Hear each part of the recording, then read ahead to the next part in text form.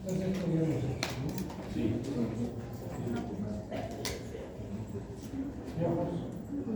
No. No. Hemos terminado en Víctera. Ajá.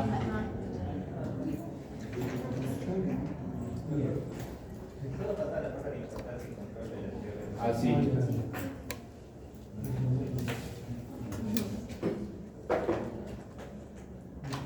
Entonces, en cuanto a la importancia de esta familia, Triatomini, y sus tres géneros, en realidad, género Rhombus, Astronomus y Triatomini.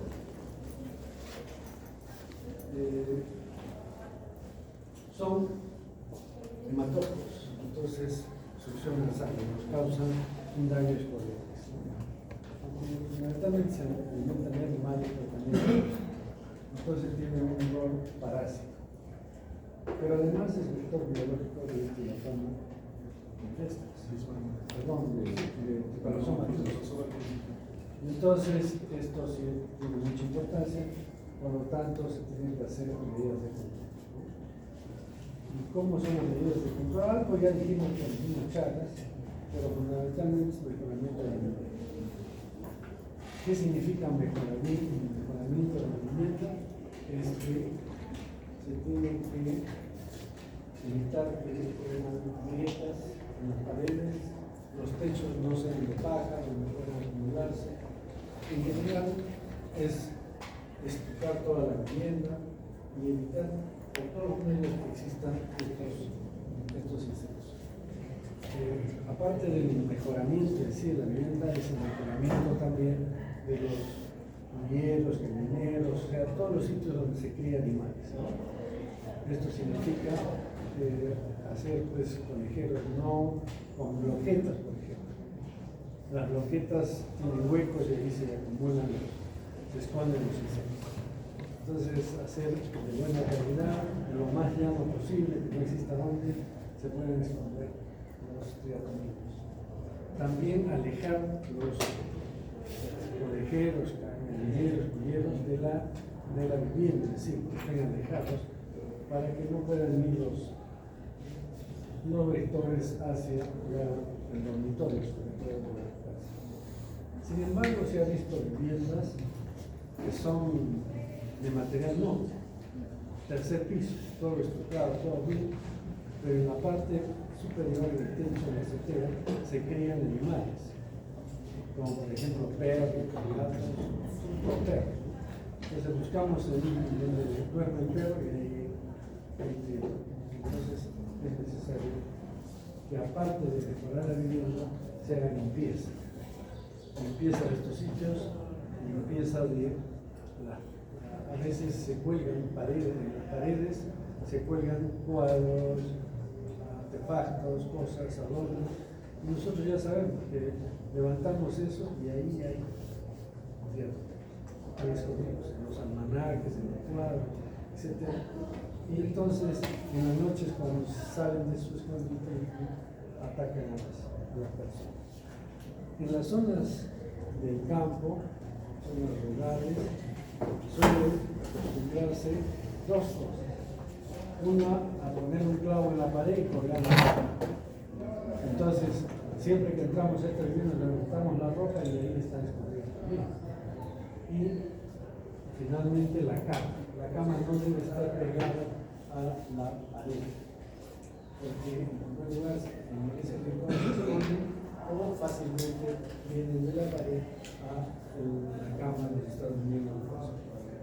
Creo que esas son las medidas más importantes y aparte los insecticidas. Los insecticidas que se usaban eran necesarios, entonces se mejoró con hacer insecticidas de poder residual. ¿Qué quiere decir? Que duran durante 3 meses. Claro que en estas superficies, como está la pared, duran 3 meses o más, pero en viviendas que es de adobe, por ejemplo, se desprende el adobe y no se va gastando y se va perdiendo el efecto del insecticida. Luego han aparecido insecticidas que tienen efecto expulsor. ¿Qué significa esto? Que los triatominos se esconden en las grietas Y entonces el insecticida no actúa porque ellos están escondidos. Como tienen gran capacidad de ayuno, entonces no salen hasta que pase el efecto del insecticida. Entonces estos insecticidas de poder expulsor, ¿qué es lo que hacen? Hacen que el creatomino salga de sus escondidos. Salga de la grita donde está y entre en contacto con el insecticida. Ya tiene mejor efectividad. Insecticidas con poder expulsor. Sí, señor. Bien, entonces con eso, y la educación que ustedes saben que siempre funciona para cualquier pero no es definitiva.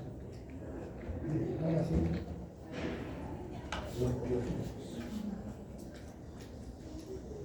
Estos ya pertenecen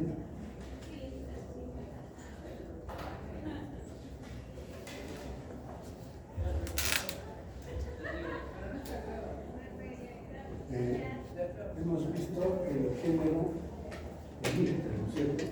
Donde había dos familias, la familia Sindicide y la familia Triatomina. Este es otro género, otro orden, que es la Amplura. Y en esta Amplura tenemos dos especies, Pediclus humanus y Pilus pubis. El Pediclus humanus tiene dos variedades, es decir, es una misma especie, pero con dos variedades. La variedad capitis, o sea, es viejo de la cabeza, y la variedad vestimentis. Son dos variedades que tienen un hábitat diferente. Entonces se llama vestimentis porque está en la ropa. Antiguamente se le decía Pediclus humanus corporis, porque se pensaba que está en el cuerpo, pero no está en el cuerpo, sino en las costuras de la ropa de la persona. Bien, entonces entre Pediclus humanus, la diferencia morfológica entre uno y otro es mínima. El capitis es un poco más claro y más delgado, el otro más oscuro y más grueso, pero no hay más, más. El tamaño también es igual, que tiene 3 a 4 milímetros, tiene 3 pares de patas, cabeza, cola, abdomen, y hay dimorfismo sexual. El dimorfismo sexual realmente es el aparato reproductor del macho, termina en una punta, pero la hembra y el abdomen, la hembra termina en una estructura bilobulada. Entonces bilobulada en el extremo final del abdomen. Y el macho es más pequeño que la hembra. Entonces existe dimorfismo sexual. ¿Qué más tenemos? Son aplanados dorsal-ventralmente, miden de 3 a 4 milímetros las hembras y los machos de 2 a 3 milímetros. Tienen dimorfismo sexual, como hemos visto, la cabeza es pequeña, con ojos salientes y transparentes. No sé si han visto cuando digo los ojos de Jehová. Está podemos ver. ¿Ven los ojos? Son como esferas de vidrio, transparentes. Esa es característica de los ojos. ¿Qué más? Tienen un aparato bucal subtopicador también, que es el bastófano. Todos los estadios son hembras, machos y niñas. Las patas son robustas y con garras. Y uñas. Al final de la garra, las garras tienen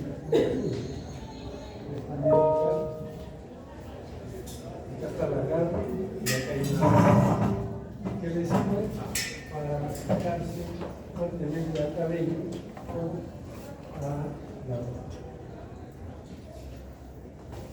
¿Qué más? Colocan huevos de 0.6 milímetros, se les conoce con el nombre de dientes, y que están pegados con un cemento al pelo o a la fibra, entonces quedan fuertemente adheridos. El Pediclus humanus vestimentis coloca hasta 280 huevos, mientras que el capitis 90. Y tiene una metamorfosis de qué tipo? Incompleta, huevo, 3 estadios nupales y adultos. En el caso de los hemípteros tenía 5 estadios nupales, acá solamente 3. Y el ciclo es de 16 a 17 días, o sea, muy rápido. Entonces tuviéramos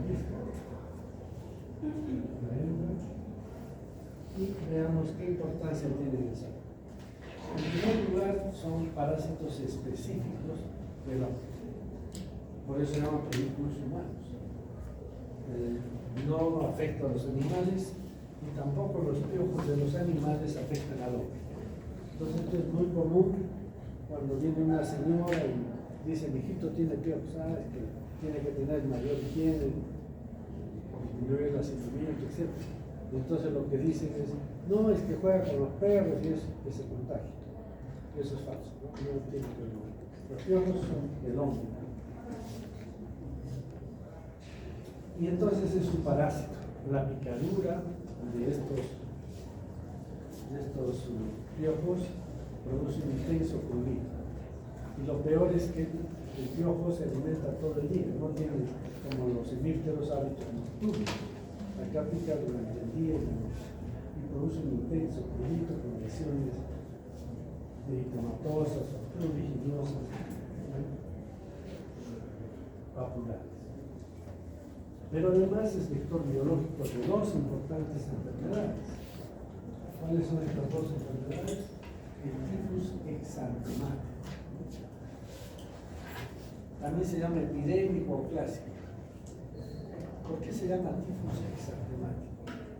Porque produce exantemas. ¿Qué es el exantema? Son manchas en la piel. Estas manchas en la piel se deben a que el agente patógeno de esta enfermedad, que es la Rickettsia prowazekii, se queda atrapada en los microcapilares de la piel y también del cerebro. Por eso produce una enfermedad cerebral y finalmente el paciente muere por coma. Entonces empieza con, se dice, un estado tifoso. Se usa también para otras enfermedades este nombre, estado tifoso, que significa que está confuso, no está bien orientado el paciente. Y después pasa a un estadio de coma profundo y muere. Entonces, es una enfermedad que si no se da tratamiento es fatal. Por eso que antiguamente era una plaga tremenda, tenían miedo. Ustedes han estudiado probablemente tifoidea. Tifoidea significa tifoidea, parecido a tifus, pero mucho más lejos. Tifus sí, un cerebro muy letal.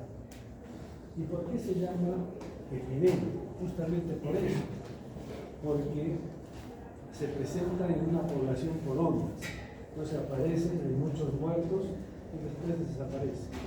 Pasa un tiempo y otra vez empieza el ciclo. Son epidemias que producen este tipo. Y se llama clásico porque es el más conocido, el tifus. Existen muchas historias, incluso novelas de tifus. Pues es muy conocido. Por eso tiene ese nombre. ¿Sí? El tema es que la Rickettsia prowazekii se desarrolla en el intestino del piojo y generalmente al duodécimo día de infección del piojo fallece también el piojo. O sea, el piojo también muere por la riqueza. Y como vive en el intestino del piojo, el mecanismo de transmisión o de infección se da por contaminación con sus heces. Esta es entonces una enfermedad muy importante. Felizmente aparecieron en los años 50, 60, aparecen las UPAs, ya de distribución mundial, y las tetraciclinas. Y estas son efectivas contra el tifus. Antes de esa época, la gente se moría. Y se moría y esto era epidémico porque una persona moría por tifus y al morir, lógicamente se enfría. Entonces el piojo tiene que buscar otro hospedero. Y eran los familiares que iban a vestir al muerto para enterrarlo. Y en ese momento se contagiaban y así empezaba la epidemia. Bien, la otra enfermedad que transmite es la fiebre recurrente, causada por Borrelia recurrentis. Pero en este caso la borrelia no vive en el intestino del piojo, sino vive en el hemo celón. ¿Se acuerdan del hemo celón? O sea, esa cavidad hermética cerrada donde están los tejidos. Entonces, en ese caso, la única manera de que salga la borrelia de ahí, del piojo, es por aplastamiento. Y la gente contribuye a esto porque agarra el piojo y lo aplasta. Y al aplastarlo sale el hemolinfa y contamina la mano y después va a la boca y se infecta la persona. Entonces, esta enfermedad es transmitida por aplastamiento. Bien, entonces estos piojitos pues, tienen mucha importancia en dos enfermedades relativamente frecuentes. Nosotros ya no vemos tifus. Hace como unos 10 años hubo un brote en una provincia, Choco, es un distrito de la provincia de Castilla, un poco más alto que y se movilizó todo el ministerio, lograron control. Pero fue un brote muy pequeño, pero todavía puede haber. Tratamiento y control. ¿Qué hacemos para desaparecer los piojos? Aquí ya no funciona el mejoramiento de la vivienda, la aplicación de insecticidas de la vivienda. ¿Qué tiene que ver? Higiene personal, ¿no es cierto? El lavado de la cabeza, el bañado es importante. Y ahora pues existen insecticidas en champú, en loción, que contribuyen a desaparecer rápidamente. Estos insecticidas pueden ser lindano, piretina, el Lupusyn, por ejemplo, es tan conocido, tiene permetrina, que es un insecticida. El benzoato de silumar se usa como loción. Entonces, estos van a hacer desaparecer los piojos de la cabeza. Les cuento que cuando yo entré por primera vez a pediatría, cuando era estudiante como ustedes, entré a pediatría del Monroe Delgado, todos estaban, los niños, todos pelados, rapados y con una bolsa en la cabeza. Entonces a mí me llamó la atención. Y fui donde la jefa de enfermeras y me pregunté por qué hacían eso. Me dijo, es que todos vienen con piojos. Y entonces les cortamos el cabello, le ponemos queroseno en una bolsa con queroseno y la amarramos. Por poco no le dije, y también le prende un fósforo, ¿no? Sabe que el queroseno es un combustible, pero es tóxico. Pero eso así, porque no había este champú, no había cómo controlar los piojos. En este momento, si ustedes hacen eso, se van a la cárcel por desfigurar al niño, por cortarle el cabello y por aplicar algo que es tóxico. Pero era en épocas heroicas. Ahora no es necesario rapar, pero sí es necesario tener en cuenta una cosa. Nosotros hemos hecho programas de responsabilidad social en CIRCA. ¿Conocen lo que es CIRCA? CIRCA es una ONG que recibe a niños, huérfanos, etc. Y entonces íbamos un domingo, todo el año, o sea, bueno, en esa época era pocas secciones, ¿no? 2 secciones, 3 secciones. Íbamos todos, cada uno llevaba, porque teníamos que hacer diagnóstico, llevaba un peine que tiene para ambos lados, se llama patrullero. Y entonces con eso le pasábamos y hacíamos el diagnóstico, ¿no? A los que tenían, otros no tenían. Y después había una campaña de ese mismo día de lavado, ¿no? Cada 2 personas se encargaban de lavarle la cabeza a los niños con champú, le dejaban la loción, etcétera, etcétera. Pero ¿qué ha pasado? Ya nos vamos porque nos da un poco de vergüenza. ¿Saben por qué? Porque cada año que íbamos, igual estaban parasitados. Y bueno, no era nuestra culpa, sino que el tratamiento debe tener un tiempo. ¿Por qué? Porque esta loción, este insecticida en general, no mata los huevos. O sea, no entra al huevo, al aliento, solamente mata a ninfas y adultos. Entonces hay que repetir el tratamiento tantas veces sea posible para que todos los huevos se fusionen y salgan juntos.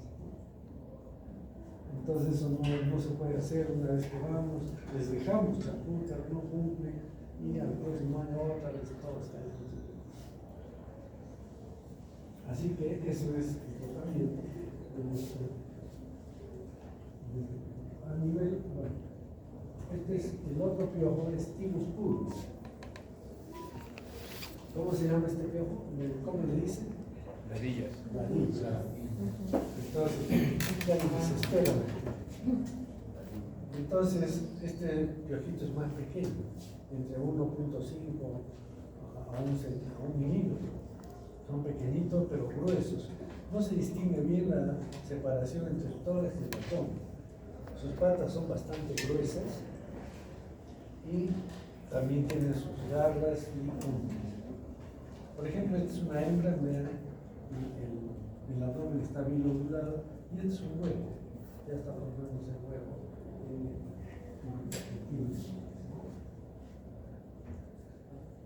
Entonces, de 1.5 a 2 milímetros, tórax ancho y unido al abdomen. Dimorfismo sexual, ya sabemos cómo, y las hembras tienen pues una extremidad abdominal y lobular. Colocan 50 huevos, o sea, menos huevos en el caso de capitis y menos aún que vestimentas. El ciclo es parecido, es 15 a 17 días de incubación y la metamorfosis es la misma y el ciclo de 22 a 27 días. ¿Qué importancia tiene en salud? Nuevamente es un parásito específico, es de transmisión sexual, o sea que se contagia a la persona por relaciones sexuales en la cama. Hemos visto lactantes con tirus picos. Un lactante no tiene el cubierto, sí, pero en las cejas o en el borde del cuero cabelludo, ahí hemos encontrado tirus picos. ¿Quién le contagia? La madre. La madre es la que le contagia los tirus.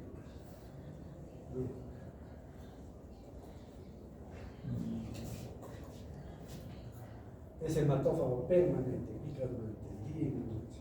Por lo tanto, ya se convierte en un problema social. La persona no puede estar sin cascarse. Y el tratamiento es igual que pedículos humanos, pero fundamentalmente se usa loción para el tratamiento y evitar pues, la promiscuidad sexual. En la época de los hippies, tengo muchos piojos, tanto de la cabeza, que nunca se lavan la cabeza, y también del vello cirúrgico. Me estaba olvidando de mencionarles una. En el caso del piojo que es vector biológico, en realidad cualquiera de los piojos puede transmitir esta enfermedad, pero epidemiológicamente no tiene importancia a todos, solamente en pedículos humanos vestimentes. Entonces el vestimentes está relacionado con la transmisión tanto de tifus como de fiebre recurrente. Nosotros no.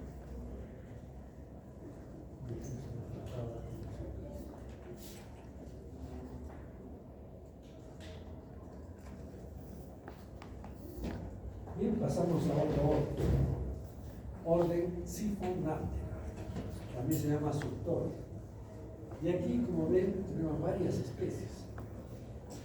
Pulex irritans es la pulga del hombre. Xenopsila chopis es de ratas. Nosopsilus fasciatus es de varios roedores en general. Tenocefalides canis, ¿de quién será? Del perro. Tenocefalides felis, del gato. Y Tunga penetrans es una pulga pequeñita que es parásita de cerdos y caballos. Están en los establos. Entonces, ustedes dirán, ¿pero por qué hay tantas pulgas? En el caso del hombre, solamente dos que son exclusivos, tienen alta especificidad. Aquí no. La pulga del perro puede picar, ¿sí? O la pulga del hombre puede picar al perro, o Nosopsilus fasciatus puede picar al hombre. sobre todo en Xenophila chopis, es la pulga de la rata y es la que tiene responsabilidad de la transmisión de la peste. Entonces, por eso se puede afectar al hombre, porque se alimenta de la sangre de las ratas, pero también. Entonces, como que se pierde un poco la especificidad en el caso de los pulgas. ¿Cómo puedo distinguir qué pulga es? Claro, ustedes no están estudiando entomología, ni mucho menos taxonomía, pero tienen que tener una idea para ver qué pulga es, qué importancia tiene. Entonces, hay pulgas que tienen peines y otras no tienen peines. Y esto sirve para la clasificación. Entonces, ¿qué es un peine? Por ejemplo, este es un peine. Se llama peine pronotal, porque es una parte entre la cabeza y el tórax. Pero hay otro, por ejemplo, tiene dos peines, ¿no? Este es el peine pronotal, con dientes, como ven, y este es el peine genal, y también tiene dientes. Entonces, esto es importante para hacer la clasificación. Vamos a ver. Entonces, puede haber pulgas que no tienen peines. ¿Listo? ¿Qué pulgas pueden ser las que no tienen peines? Puede ser Pulex irritans, Xenophila chopis o Tunga penetrans. Tunga penetrans no hay problema, porque es una pulga pequeñita, de un milímetro. Entonces es fácil de reconocer. Pero entre estas dos sí son muy parecidas. Entonces, ¿cómo se puede diferenciar?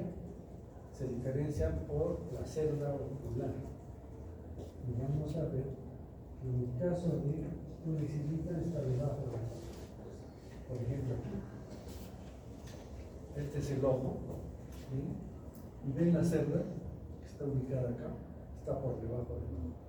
En el caso de Xenophila chopis, esta cerda está casi acá delante de la. Esa es una de las diferencias. La otra diferencia es la espermateca, que vamos a ver.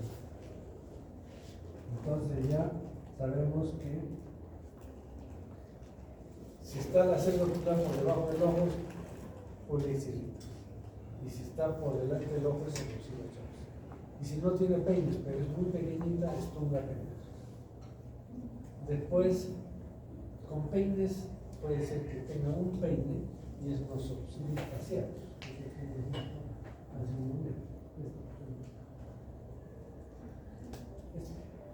Entonces, este es nosopsilis facialis que solo tiene un peine, el peine pronotal. Este es Tunga de roedores en general. Y este es que tiene dos peines, que son el pronotal y el genal. Pero ¿cómo diferencio de Phenocefalides felis? Hay dos detalles. Canis tiene la cabeza más cuadrada, ¿no? Y además en el peine genal, el primer diente es muy pequeño en relación a los otros. Entonces, podría diferenciar de este, por ejemplo, que es Phenocefalides felis. Tiene la cabeza más alargada y además los dientes del peine genal son iguales. Pues ahí no, es muy mejor. ¿Ven? Este es Phenocefalides felis, bastante alargada la cabeza, el peine pronotal y el genal. Y acá aprovecharé para mostrarles otra cosa, esta estructura. ¿Se acuerdan el somnia, el proventrículo? Ese es el proventrículo. Se ve muy bien. Entonces, significa que acá está el intestino anterior y acá está el intestino medio y después el posterior. Eso se llama el proventrículo. Y es importante para entender cómo transmite la enfermedad de la peste. ¿Qué otras cosas tenemos? Entonces, esto ya, la clasificación está dada. ¿Qué más? Entonces, estas pulgas están aplanadas lateralmente. No hemos visto todos los anteriores aplanados todos los anteriores. Y la pulga es aplanada lateralmente para que se desplace en el pelo de los animales. La cabeza es pequeña, el aparato bucal, su salpicador también. Y tienen el proventrículo. Y además el tercer par de patas, o sea, las patas posteriores, son más largas que las anteriores. ¿Para qué servir eso? Para saltar la pura sangre, por eso es difícil calcular. Mientras que el piojo, dice que el piojo es estoico. ¿Qué significa? Que no tiene miedo, que está viendo que lo van a matar y entonces ni se escapa, ni se mueve, ni llora, ni grita, mientras que la pulga inmediatamente se escapa. Entonces el piojo es así, no huye. ¿Qué más? Hay dimorfismo sexual. La hembra tiene la espermateca y el macho tiene un aparato copular. Veamos cómo es esto. Esta es la espermateca. ¿Ven acá? Es como una calabaza, así alargada. Esta es la espermateca.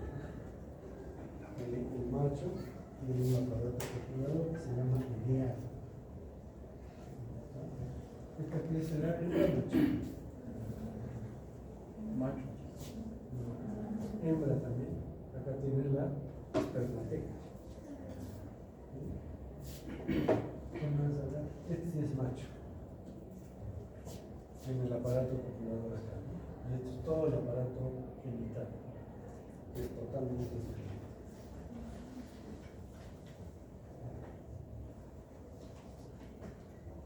¿Qué más?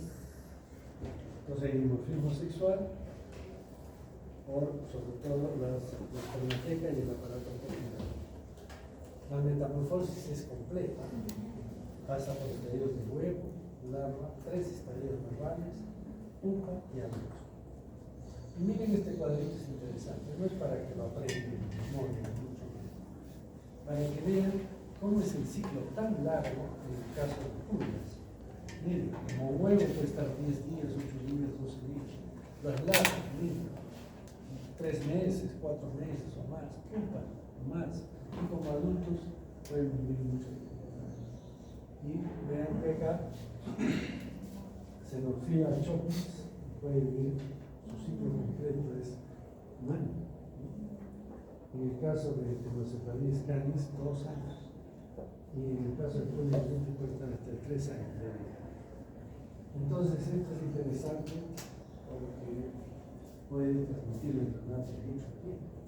O sea, hay que eliminarla, si no va a seguir transmitiendo la enfermedad. Y también sirve para entender otro detalle. Muchos se quedan como pupa. La pupa se suele quedar de forma latente hasta encontrar las condiciones adecuadas para que salga el adulto. Por ejemplo, si uno deja, digamos, en la playa o en cualquier sitio en general, una casa cerrada y ha habido pulgas en ese verano y se cierra la casa, se guarda hasta el próximo año y el próximo año uno va y entonces ya no debería haber pulgas, pero algunas sí pueden vivir más tiempo, pero tendrían que tener alimento, pero ahí ya no hay alimento. Entonces, ¿cómo es que se explica que apenas uno entra, abre las puertas, entra y ya están las pulgas picando ya como rato? Quiere decir que estaban como pulpas. Y el cambio de presión y de temperatura hace que inmediatamente se rompa la pupa y salgan los adultos, lógicamente con hambre, y comienzan a picar. Entonces, eso es, para esto es este cuadro.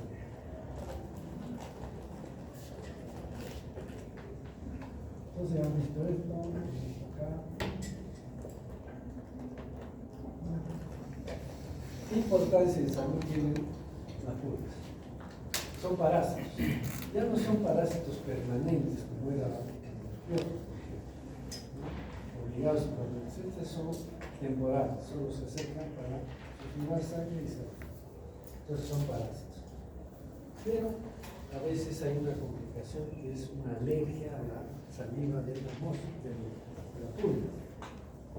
Sucede que a veces los niños tienen lo que se llama el prurito infantil. Y el prurito infantil es una reacción alérgica a la picadura de la pulga. Entonces, basta que le pique en un solo sitio, aparecen lesiones en todo el cuerpo.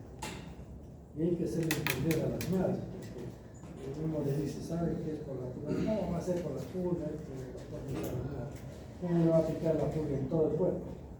Es que no es que sea por la pulga, sino por la reacción alérgica a la saliva de la pulga. Se llama prurigo. Pero generalmente produce lesiones pruriginosas. Pero también son vectores biológicos de enfermedades. Transmiten varias enfermedades, pero entre las más importantes es la peste bubónica. Es causada por Yersinia pestis o regurgitación. ¿Por qué? Porque la Yersinia pestis se queda atrapada en el proventriculo. Entonces la pulga está de hambre, pica, entra la sangre y esta vuelve a salir hacia los pliegues. Peste bubónica es una enfermedad, así como COVID, ¿no es cierto? Se ha presentado en muchos lugares y generalmente venían en los barcos en Asia.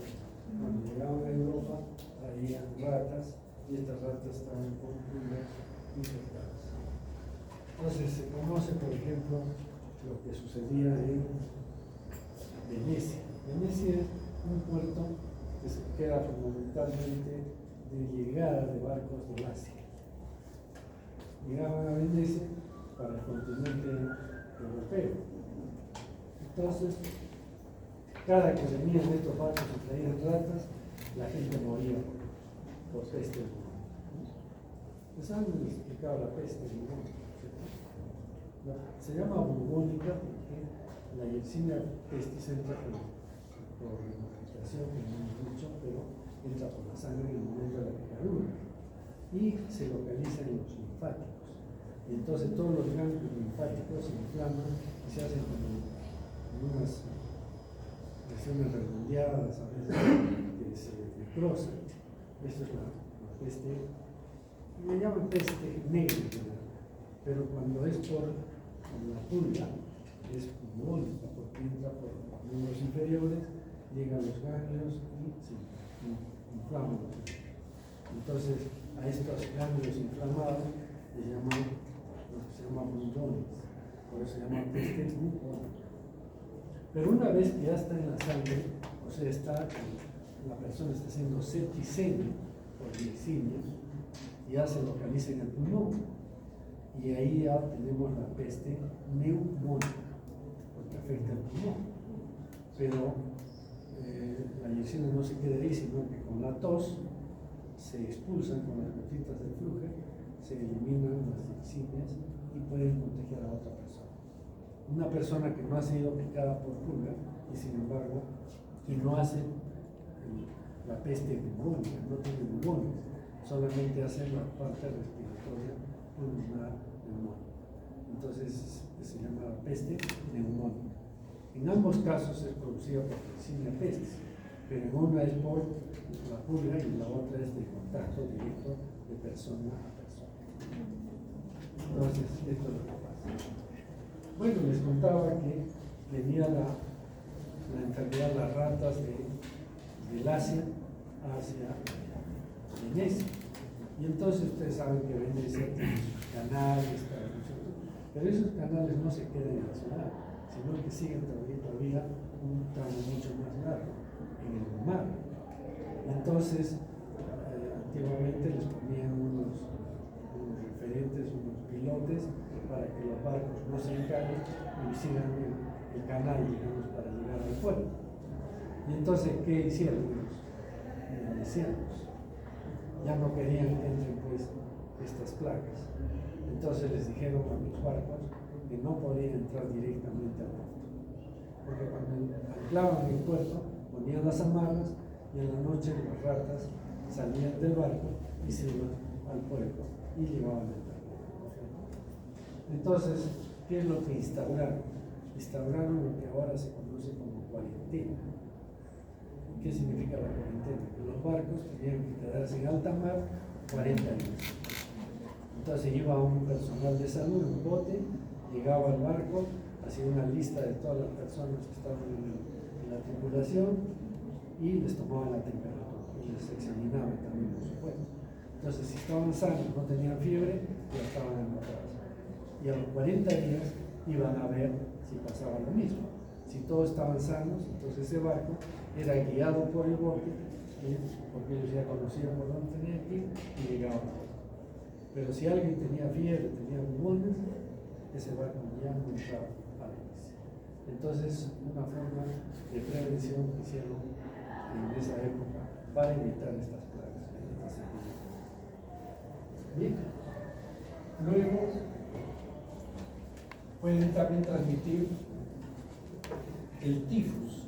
Este es un tifus también, pero ya no es por Rickettsia probaceae, que es la que produce el tifus exantemático, el tifus epidémico. Este es una Rickettsia que se llama Rickettsia tifus, y que produce el tifus murino. ¿Por qué es murino? ¿Qué significa murino? De roedores. Este es también es de roedores, pero este tifus murino no mata a las personas, les da fiebre, pero no lo mata. Entonces se vuelve endémico. Por eso también se llama tifus endémico, a diferencia del otro, que es epidémico.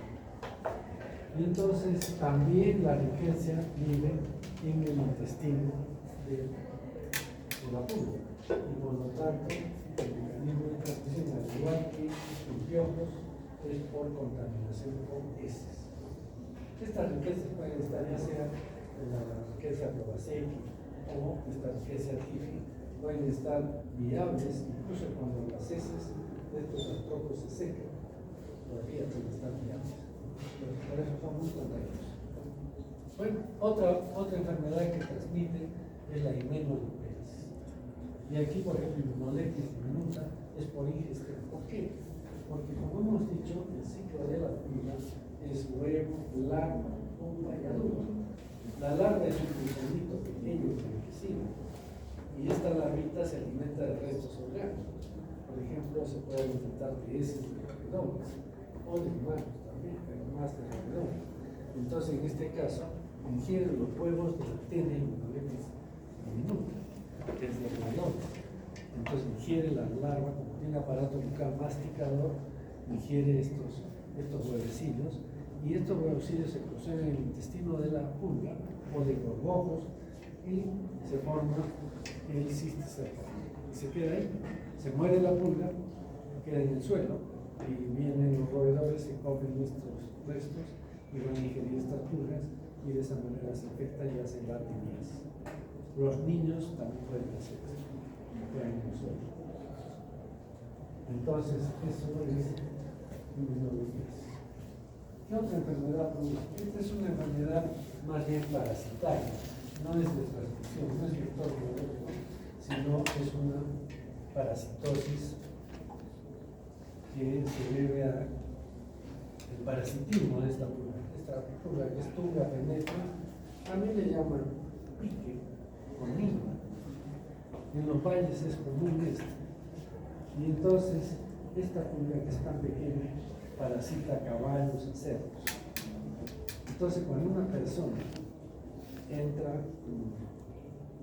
caminando a un establo de esos animales y sus zapatos no son muy herméticos, la pulga se entra a los pies y se mete debajo de la uña.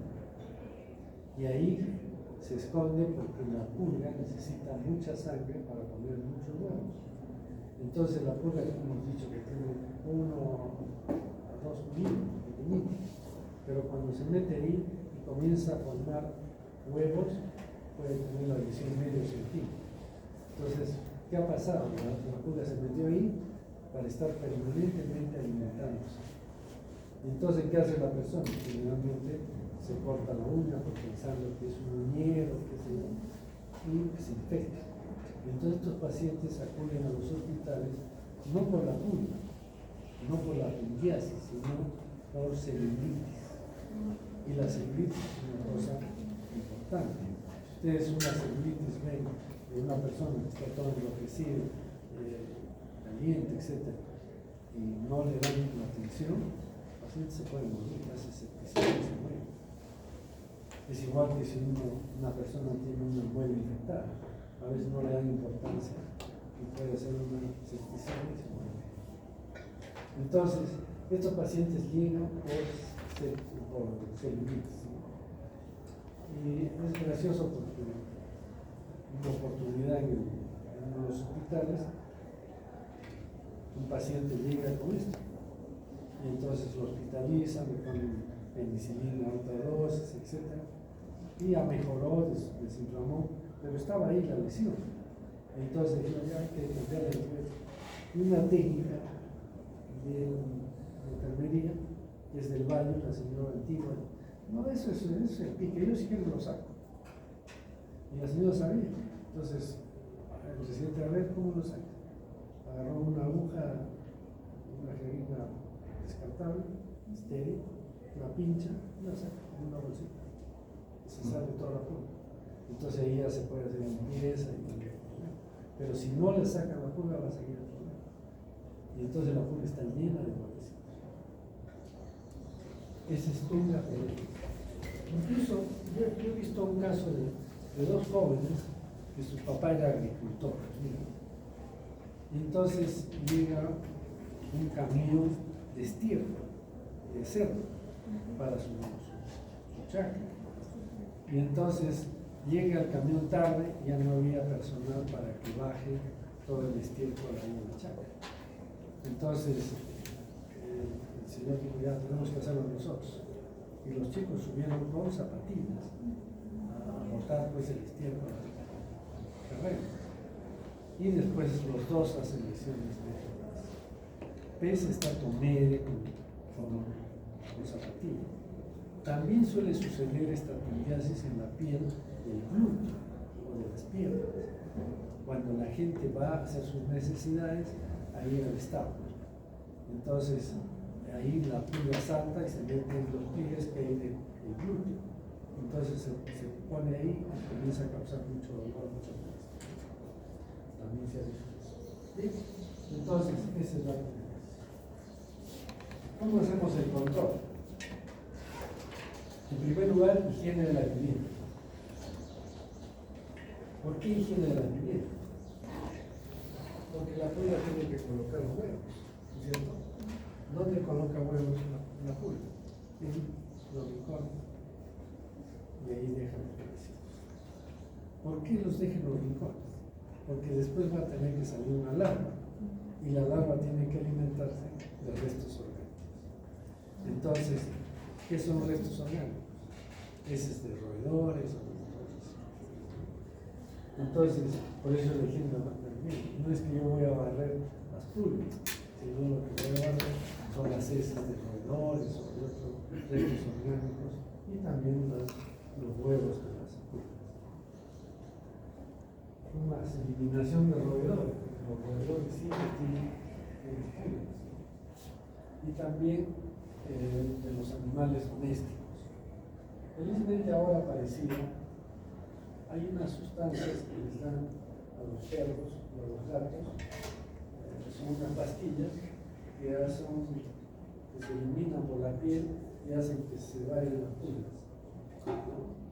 ¿Alguien cría perros acá? ¿No saben eso? ¿Sí? Entonces se le da esto y ya es un referente.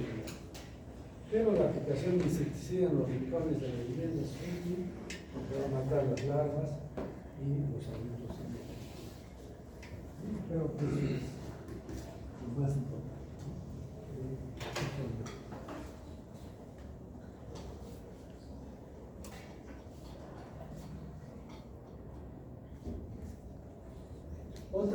Otro orden que tiene importancia es ortóptera.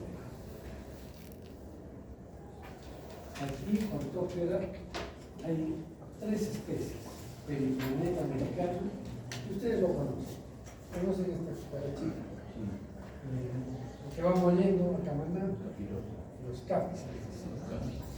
Entonces, uno va, en la noche está caminando por la calle y está pisando los capis, que salen de los desagües. Entonces, esta es el periplaneta americano. En general, ¿cómo reconocemos una cucaracha? La cucaracha tiene 3 características. Una, la cabeza flexionada hacia la parte ventral. Por ejemplo, en esta cucaracha que estamos viendo del dorso, este es el abdomen y este es el tórax. ¿Y dónde está la cabeza? Está flexionada la parte ventral. O sea, si uno no la ve de perfil, de la parte ventral, no ve la cabeza. Nos dicen que Dios la castigó por cochina. Entonces, solo miran para abajo. Esa es una característica. Dos, ¿cuál es? Las antenas largas y filiformes, o sea, muy delgaditas, filiformes, muy largas son sus antenas. Y la tercera, sus patas que son robustas, corredoras, ¿no? Esas tres características tienen las cucarachas. Ahora, el color varía. El color varía, por ejemplo, el planeta americano es la más rojiza, café oscuro, pero la tela germánica es más rojecita, más café claro. Y la oriental es el intermedio. Entonces vamos a ver. El orden Orthoptera o la tela comprende a las cucarachas que son aplanadas dorso-ventralmente. Ya tenemos Sí. Entonces son aplanadas dorso-ventralmente. Son elípticas, la cabeza flexionada hacia el abdomen, ya las hemos dicho. Antenas largas y delgadas, patas largas corredoras. La metamorfosis es gradual, es decir, incompleta. Luego, están colocados en ootecas. ¿Qué son las ootecas? Todos conocen estas vainitas, los guisantes, ¿no es cierto? Entonces, han visto que es un estuche, y dentro están los guisantes. Igual es la oteca, se así alargada y tiene varios huevos en su interior. Así coloca. Estas otecas incluso las hembras las suelen llevar pegadas a su abdomen por mucho tiempo, pero otras veces se quedan en el suelo. Entonces, eso es la oteca. Tiene varios estadios linfales. Puede haber 5, 10, 12 estadios linfales. Y los hay.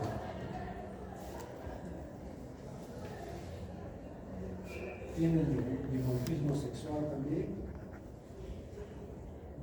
Pero lo que más importa es que estas ortópteras tienen hábitos nocturnos. O sea, en el día se esconden. ¿Dónde están escondidos?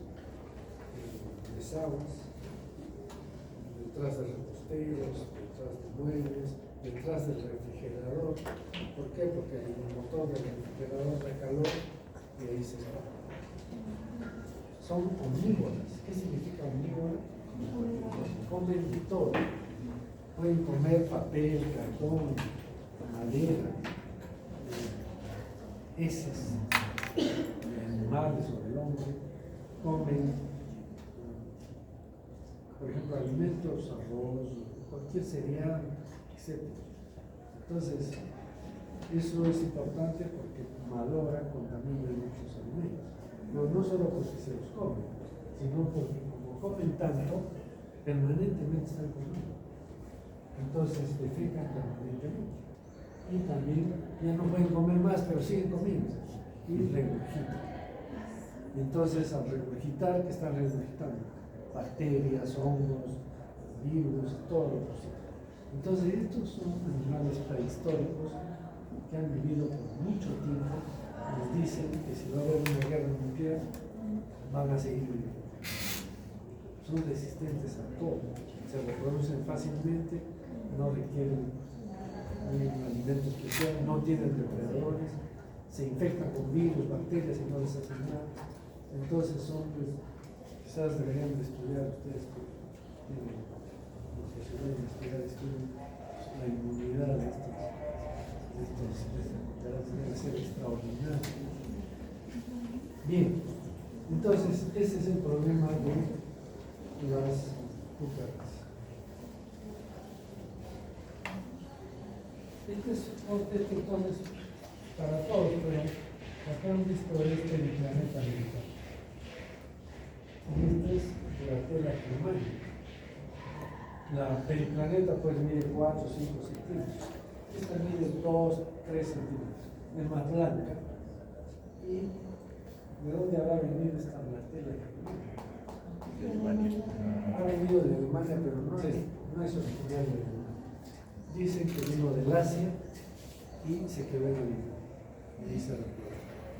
Pero aquí en Arequipa tenemos 2 lugares donde hay esta cucaracha en buena cantidad. Y son 2 hospitales. El hospital Gloria Delgado y el CASE, 7 pisos, ¿no? ¿Y por qué será que ahí vienen? No lo habrán visto cucarachas en el hospital. No van de noche ustedes, ¿no? ¿Sí? A veces. Uno va, está de noche y entra al baño, prende la luz, ahí está, se escapan. O en los veladores de los pacientes, que les gusta llevar comida, llevan manzanas, pan, no sé qué cosa.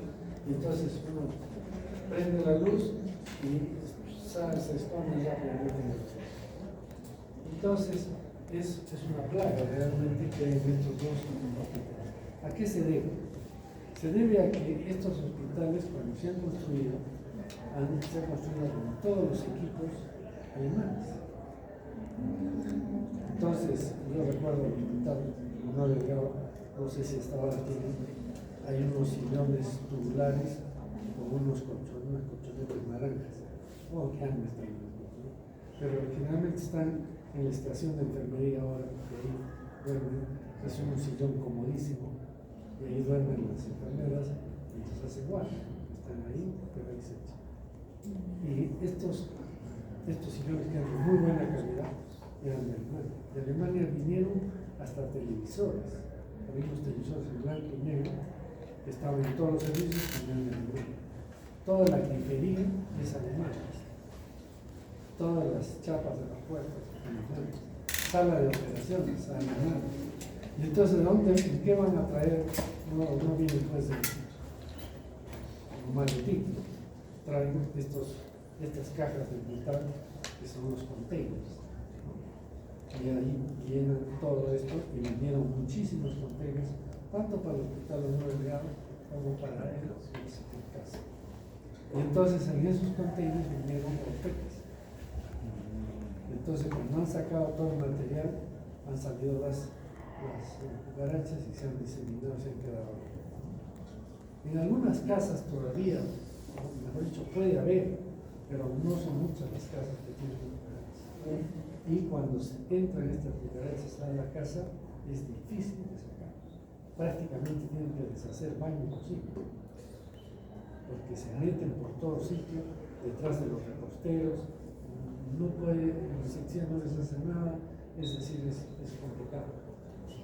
De hecho, en el año 2000, si mal no recuerdo, los del CASE nos fueron a buscar a los parasitarios para que les demos algunas ideas cómo controlar las cucarachas, porque era insostenible todo lo que es la repostería, estaba llena de cucarachas. O sea, basta que apagaban la luz y era una invasión para todo.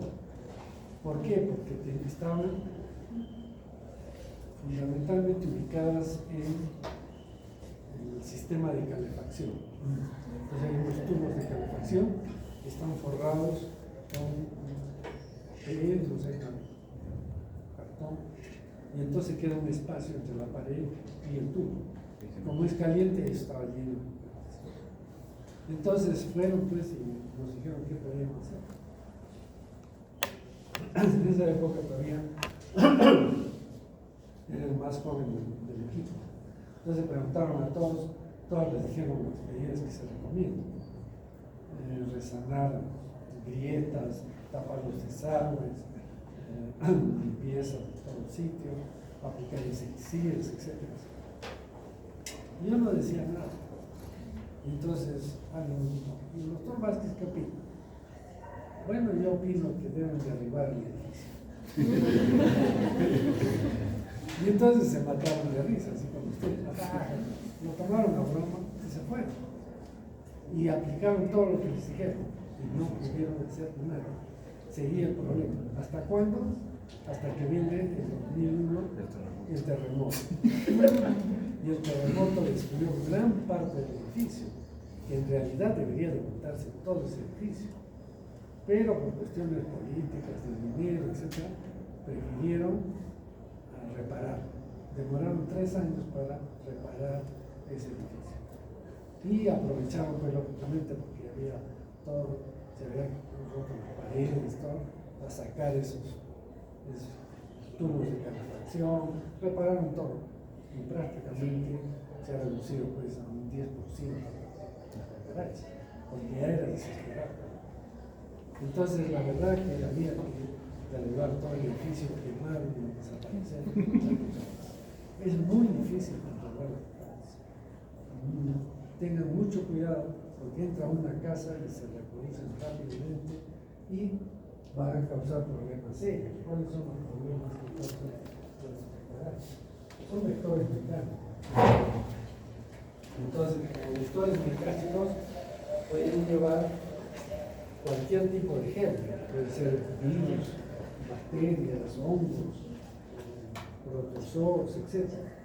Y como están en los desagües, llevan pues el desagüe todos estos germes y van a buscar alimento. Y entonces entran a la cocina principalmente. Y en la cocina valoran el alimento. Y entonces, ¿qué es que hay que hacer? Hay que cubrirlo, poner en recipiente, los alimentos no pueden estar abiertos, sino no solamente que no se los comen, sino que los contaminan y ya no se puede usar, porque defectan y reducen. Estas son capaces de comerse entre ellos mismos, se mueren uno y se la cargan. Sí, son de lo peor. Bien, entonces, ¿qué hacemos? Higiene de la vida. Limpiar la vivienda, sacar los reposteros, buscar detrás de los muebles, detrás del refrigerador, rellenar hendiduras, reparar baños y desagües, aplicar insecticidas, todo esto, y proteger los alimentos. Como digo, es muy complicado el control de estas actividades. Entonces, hemos visto Periplaneta americana y Blatela oriental. No les he mencionado la otra que es Blata orientalis. Entonces, Blatela germánica y Blata orientalis es otra cucaracha que está de Ica para arriba, no, acá no llega. Es un intermedio de los dos, en tamaño, en color, pero la forma y los problemas que causa son diferentes. Estas son las famosas cucarachas.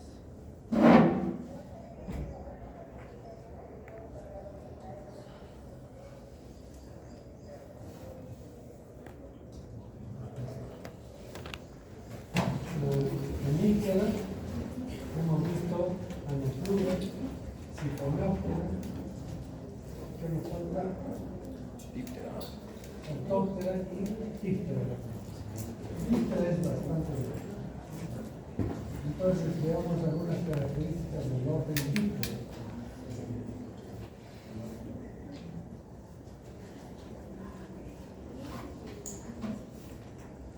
Comprende moscas y mosquitos. Díptero significa 2 aves.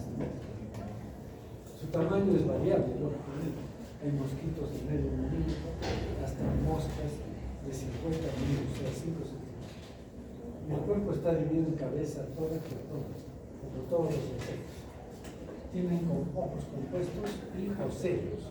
Los ocelos son ojos simples. Los ojos compuestos son facetados.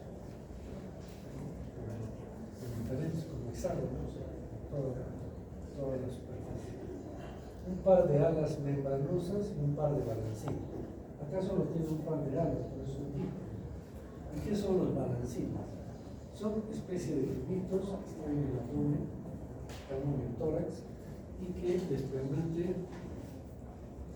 hacer el equilibrio para poder volar, porque si no tuvieran esto, entrarían como los aviones en trompo y se caerían, ¿cierto? Entonces, esto es que lo llenan de aire y lo regulan para el vuelo. Eso se llama un balancín. Tienen un aparato vocal variable. Por ejemplo, un mosquito tiene aparato picador, ¿cierto? Un hematófago. Pero una mosca, la mosca común, tiene un aparato bucal remojante y chupador. O sea, emite saliva, remoja lo que quiere absorber y después lo absorbe. Entonces es muy variable. Incluso hay moscas que tienen aparato bucal atrofiado. No tienen aparato bucal, no se alimentan. Solo sirven para la reproducción. ¿Qué más? Dimorfismo sexual, también hay diferencias entre hembras y machos. Y la metamorfosis es completa para todos los tipos, es decir, pasa por huevos, larvas, pupas y larvas. Las larvas son ápatas. ¿Qué significa ápatas? Sin patas. Son de vida libre y el aparato bucal es masticador, o sea que las larvas se alimentan de restos orgánicos.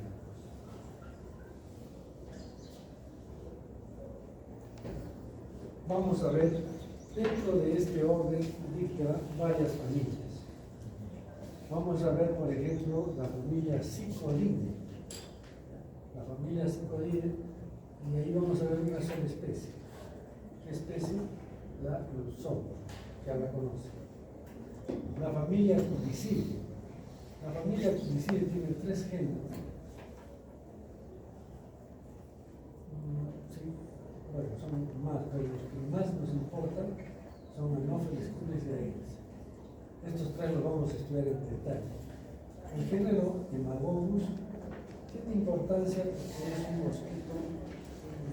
mosquito que transmite la malaria silvestre. No tenemos eso, pero está en la selva y ahí transmite la malaria silvestre. Y otro mosquito del género Zorófora. Este Zorófora lo vamos a estudiar cuando veamos miasis, porque es un mosquito que lleva los huevos de una mosca hacia una piel.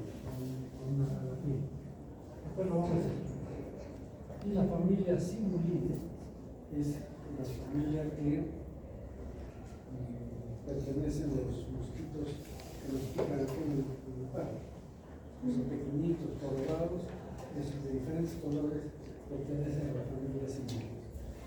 Entonces tenemos todos estas familias de mosquitos que vamos a ver. ¿Qué otra cosa de importancia tiene? Estos mosquitos tienen en la cabeza los ojos compuestos, los ojos simples y las antenas. Estas son antenas, ¿no? Las antenas son importantes porque sirven para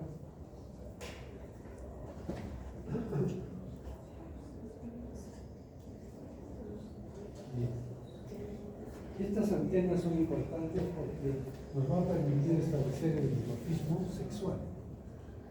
Es decir, si ustedes ven acá como hay pocos pelos, eso es de una hembra.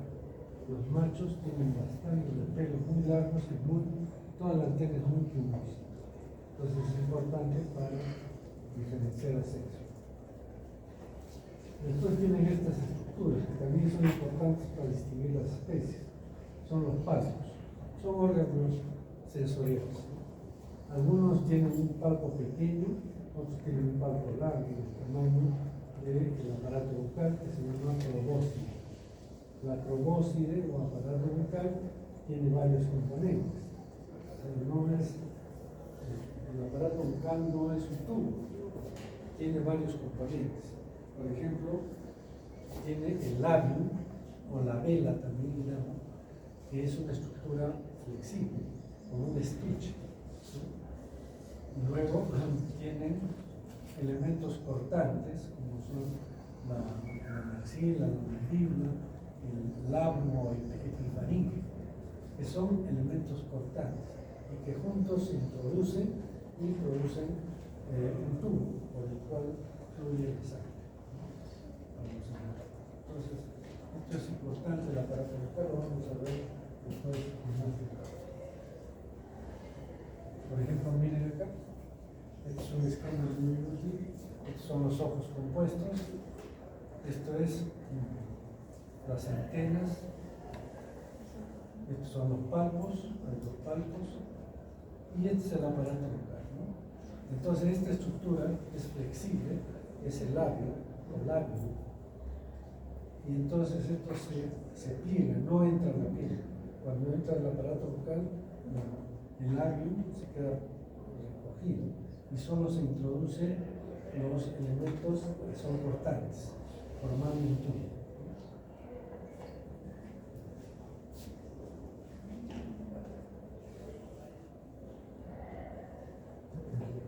Vamos a hacer este orden, que es uno de los más conocidos.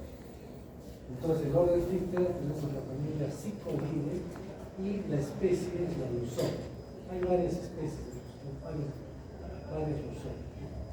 Por eso ponen ese tipo. Bien, son dípteros pequeños, 2 a 3 milímetros, están cubiertos de pelos erectos, bien parados los pelos. Son de color blanco amarillento. Por eso a esto y vuelan juntos, por eso le llaman la manta blanca. Manta blanca es que sí que vuelan, así como una manta, y blanca es un blanco sucio, cuando se le ve de seco, o amarillento. Las patas son largas y delgadas. Las alas son lanceoladas y con pelos, y en reposo están en forma de. Les dije que últimamente les decía flebótomos, porque es muy parecido a los flebótomos. ¿Y por qué es el flebótomo? Porque había un aparatito, ¿conocen la navaja que se abre? Sí. Esa navaja que se abre se utilizaba para hacer flebotomía antiguamente. Y por eso le decían flebótomo. ¿Y qué es la flebotomía? ¿Han oído esa palabra? Cuando éramos internos teníamos que hacer flebotomía a los niños. Ahora ya no se hace. ¿Por qué? Porque venía un niño con diarrea deshidratado. Y entonces, ¿qué le ponían? Una vía, una hoja pequeñita para darle comida, los enfermeros son las expertas en la pediatría, encontraban la vena, le ponían el suero. El niño se movía, se infiltraba todo el suero. Otra la buscaban otra vez, no puede. Entonces, ¿qué hacían? Si era un niño sobre todo muy deshidratado, necesitaban pasarle mucho líquido. Entonces, ¿qué es? Le llamaban al interno que haga la flebotomía. Y entonces, ¿qué es la flebotomía? Buscar una vena en el tobillo del niño, hay una venita, se hace un corte y se diseca la vena hasta encontrar la vena. Una vez que estaba ahí la vena, se introducía un catéter por la vena y se suturó. Entonces ya se quedaba con su catéter 4 o 5 días. Eso era la flebotomía. Ahora lo hacemos con bisturí, lo hacíamos. Ahora creo que no se usa porque hay los menocartos, son plásticos, pero antes no. Y entonces, pero mucho más antes, no usaban bisturí, usaban esta navaja, que decían fleboto. No le decían fleboto, sino que servía para hacer fleboto. Y entonces estos mosquitos, porque tenían las alas en B, decían como la navaja, decían los flebotos. Estos también tienen, pero se ha demostrado que ya no son flebotos, son pulsones. Bien, ¿qué más? Las alas, las antenas, son largas con pelos. Los palpos maxilares son largos también. Miren, esto es importante, porque esta familia, vamos a ver, hemos dicho que la familia Psicoidae, hay la familia Homicidae y Simulidae, ¿no es cierto? Para diferenciar estas familias, la familia Psicoidae, sus alas son con pelos, muchos pelos. La familia Culicidae no tiene pelos, tiene escamas en las alas. Y la familia Culicidae no tiene ni pelos ni escamas, son alas desnudas. Entonces es importante para saber la familia. Entonces estas sí tienen antenas largas, alas también, alas lanceoladas y con pelos. Antenas largas también con pelos, maxilares largos, palpos maxilares y metamorfosis que pasa por huevo, larva, punta y algo. Todos los dípteros tienen este tipo de metamorfismo. La hembra coloca 40 70 huevos en lugares oscuros y húmedos. Esto es importante también que tienen que aprender. ¿Por qué? Porque para hacer el control tengo que saber dónde encuentro los huevos, ¿no? Las larvas. Entonces, como la hembra coloca los huevos en cuevas, debajo de piedras, debajo de árboles que están volteados, en lugares que sean húmedos y oscuros, escondites. ¿Por qué? Porque ahí defecan los roedores. Y entonces estas larvas tienen que alimentarse de heces de roedor o de material orgánico. Entonces ahí es donde colocan estos redes.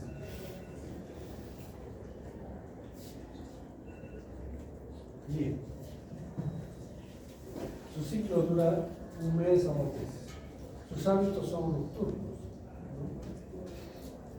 La hembra es hematófaga y el macho es fitófago. Aquí ya empezamos a ver que las hembras nada más son las que son hematófagas, los machos fitófagos. Son atraídos por la luz artificial. Recuerden que yo les dije que estuve en un programa de control de leishmaniasis en un valle de Andes. Entonces ahí vino un entomólogo y me enseñó a capturar mosquitos. Yo no capturé, pero me dijo cómo se hace. Me enseñó cómo se hace. Él se ponía una carpa un poco transparente, o sea que salía la luz para afuera, con una lámpara muy potente, y entonces él se quedaba sentado con un tubito y una goma para poder succionar. Y entonces, ¿qué hacía? Él hacía deseos. Entonces venía atraída por la luzomia, se paraba en su mano en el sitio donde estaba y le ponía el tubito y lo aspiraba para ver si estaba infectado, para ver si era hembras o machos, pero fundamentalmente para ver si estaba con leishmaniasis. Y entonces, esto es conocido. La hembra tiene hábito, es atraída por la luz artificial. Por eso es que en la noche llega a la vivienda, porque la vivienda se prende la luz y desde cualquier sitio que está en pie vienen a buscar la luz y de esa manera se meten a la vivienda. Importancia aquí de salud. Los hombres hemos visto son parásitos, sacan sangre, pero además son vectores biológicos. ¿De qué enfermedades? De leishmaniasis. ¿Y qué más? Balantidium. ¿Cómo balantidium? Estás como alguna vez que me ha contestado. Métodos de diagnóstico de malaria, examen de heces al fresco. Entonces, pues matar. Bartonelli, no Valentino. Sí, ya sabía que te hace. Ya es confundido. Es Bartonelli. La leucemia o la leishmaniasis, ¿cómo se transmite? ¿Por qué mecanismo de infección? Y la bartomelosis por el control es muy difícil. ¿Por qué es difícil? Porque es peridomiciliario, está en el peridomicilio, tiene que buscarlo afuera, ¿no? Pero hay que evitar que entre a la vivienda. Y entonces se tienen que poner mallas en las ventanas, en las puertas, para que no entren en la noche. O cerrar las puertas, pero si hace calor hay que necesariamente abrir. Y aplicar pues insecticidas en la vivienda. Esto es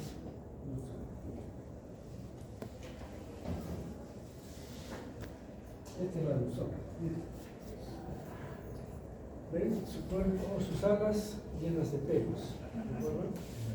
Pulex son escamas. Todo su cuerpo, patas largas, son patos, son las antenas, la cabeza.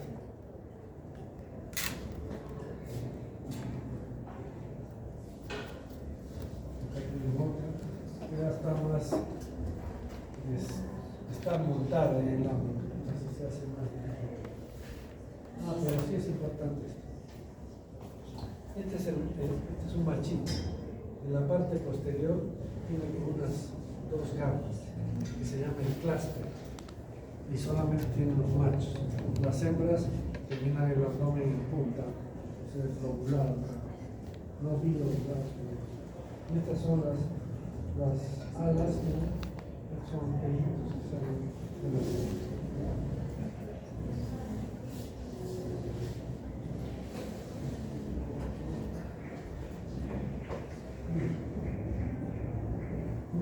Glicídeos, la familia Glicídeos ya es más compleja. Son dípteros pequeños, llamamos anculos. No tienen ocelos, solo tienen ojos compuestos. Las alas que son pares son alargadas y con escamas. ¿Se acuerdan que se ha dicho? Todos los glicídeos tienen escamas. El aparato bucal es subtopicador en las hembras, en los machos no, porque es pitófago. El metamorfosis puede volar la punta. Después vamos a ver esto. ¿Qué géneros de importancia tenemos? Anófeles, Fulix y Aedes. Y eso sí ya requiere más tiempo para explicar esto.